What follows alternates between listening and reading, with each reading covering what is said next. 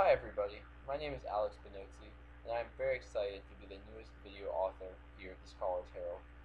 I look forward to bringing you guys fun and informative videos, and I hope that you enjoy them as I continue to make them. A little bit about myself: I live in Wilmington, North Carolina, which is right by the beach, and in the fall I will be heading up to the University of North Carolina at Chapel Hill to continue my college education. A really quick thing for our high school members: if any of you have any questions regarding the college admissions process, feel free to send them to me, and I'll be glad to help you in any way that I can, since I just finished the college admissions process this prior year. In today's video, I really want to focus on something that's been going on for about the past 2 weeks now, and that's the World Cup.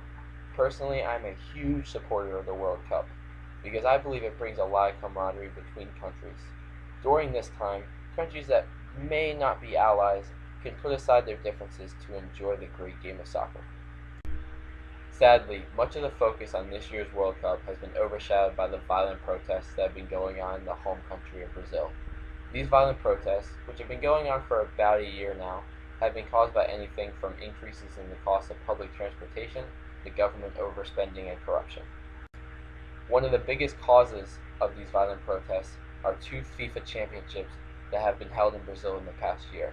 Both the Confederations Cup and the World Cup that has been going on now have cost Brazil millions of dollars.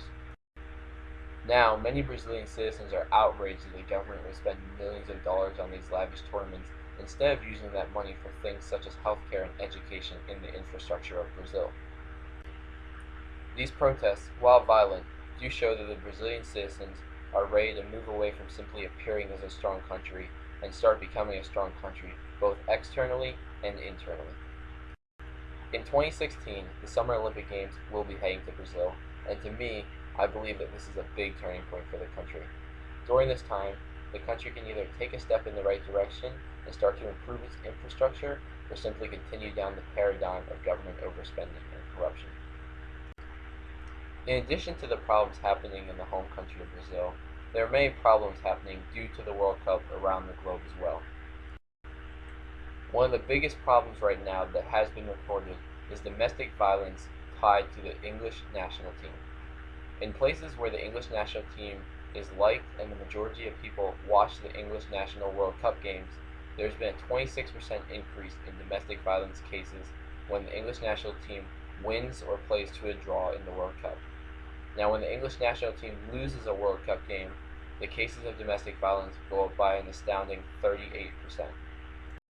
Luckily, many new ads and movements pertaining to this topic are starting to show up during this World Cup.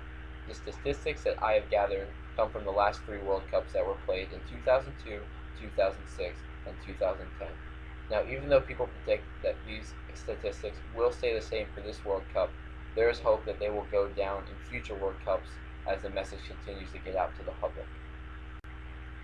This just goes to show that even though World Cup games are stressful and emotionally moving, we cannot let these emotions trickle down into real-world situations that cause domestic violence and abuse. We should all enjoy the game of soccer and enjoy the tournaments that work to highlight this amazing game.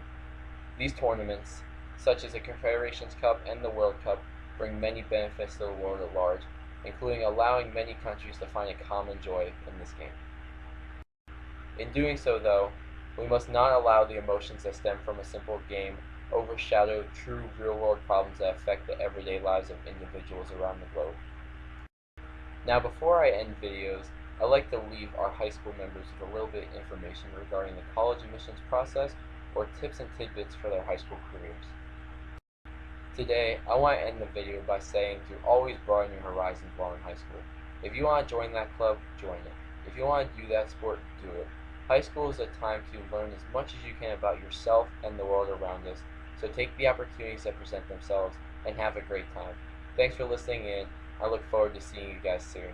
Bye.